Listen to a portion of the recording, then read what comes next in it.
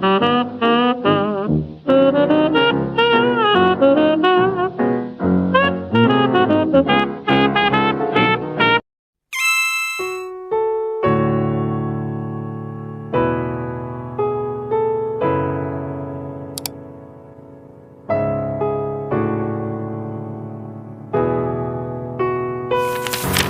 saat ini Indonesia masih menduduki peringkat ke-10 untuk cadangan batubara dunia. Tapi kita 20 hingga 2035 Indonesia akan memanen bonus demografi.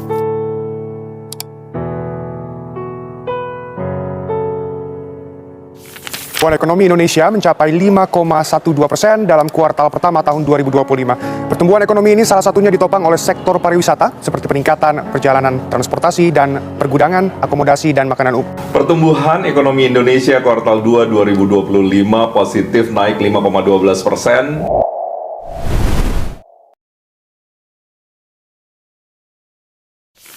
Pengangguran di Indonesia per Agustus 2021 tercatat sebanyak 9,1 juta orang atau turun 670.000 dibanding periode yang sama tahun lalu, yakni sebanyak 9,77 juta orang.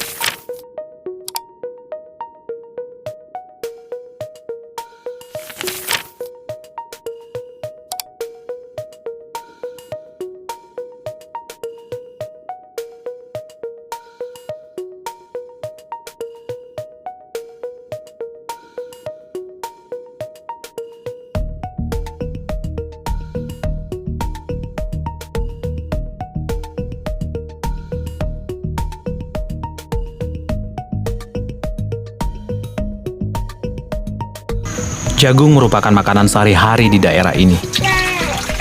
Kondisi alam dan kurangnya pengetahuan dalam bertani membuat masyarakat hanya bisa panen satu kali dalam setahun. Hasil panen itulah yang biasa mereka simpan di bumbungan atap rumah bulat yang biasa mereka tempati sebagai tempat tinggal.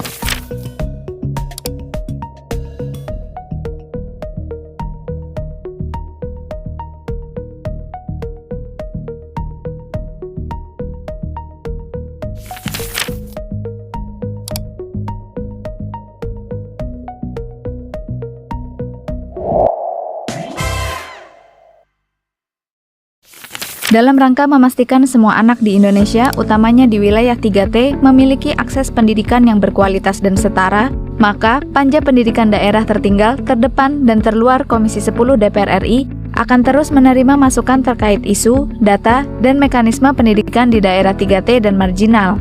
Masukan dari berbagai pihak sangat penting untuk mendapatkan kondisi lapangan yang akurat dan objektif terkait situasi pendidikan di daerah 3T dan marginal. Kita sudah di era digital, mau tidak mau kita harus belajar.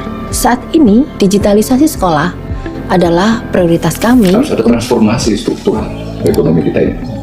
Transformasi struktural ini artinya kalau ekonomi kita ini sekarang bergantung pilar-pilarnya kekuatannya itu pada usaha besar dan BUMN dan juga pada sektor-sektor di mana bahan baku industrinya itu masih impor.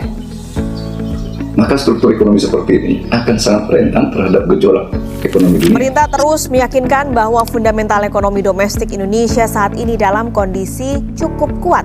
Namun tak dapat dipungkiri, potensi gejolak dari faktor eksternal perlu diwaspadai. Pengembangan infrastruktur juga menjadi fokus pemerintahan Jokowi. Kerjasama antara Jepang dan Indonesia membuahkan infrastruktur MRT yang pertama diresmikan pada Maret 2019. Tak hanya itu, kerjasama Belt and Road Initiative dengan Tiongkok juga telah membuahkan infrastruktur kereta cepat Jakarta-Bandung, WUSH, dan pembangunan pelabuhan, jalan raya, hingga pembangkit listrik di berbagai wilayah di Indonesia. Sudah ada upaya pemerintah mengatasi kesenjangan melalui pembangunan infrastruktur, membebaskan biaya pendidikan dasar dan menengah, menerapkan jaminan kesehatan, serta bantuan langsung tunai bersyarat. APBN 2016 menargetkan penurunan rasio Gini ke angka 0,39. Tren ketimpangan yang melebar menuntut pemerintah mengevaluasi kembali program pembangunan.